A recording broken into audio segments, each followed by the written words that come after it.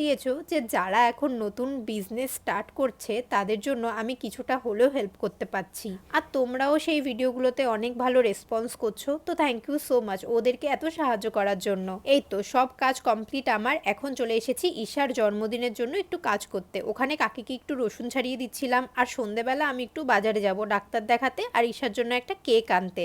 দেখো এই দুটো কদিন আগেই আমার কোলে খেলা করতো, এখন এরা বড় হয়ে গেছে। ছোট্টুর বয়স এখন 12 বছর আর ঈশার বয়স এখন 10 বছর।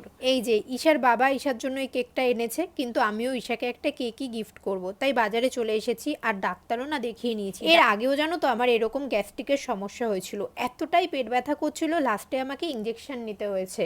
আমার মা তো ভেবেছিল হসপিটালে ভর্তি করতে হবে, কিন্তু ইঞ্জেকশন নেওয়ার পর আমি একটু সুস্থ হয়ে গিয়েছিলাম, তার জন্য আর হসপিটালাইজ করতে হয়নি। অ্যাকচুয়ালি আমার গ্যাস্ট্রিকের সমস্যা কেন হয়েছে জানো? আমি ঠিক টাইম মতো খাবার খাই না, জল খাই না ঠিক মতো, ফাস্ট ফুড আমি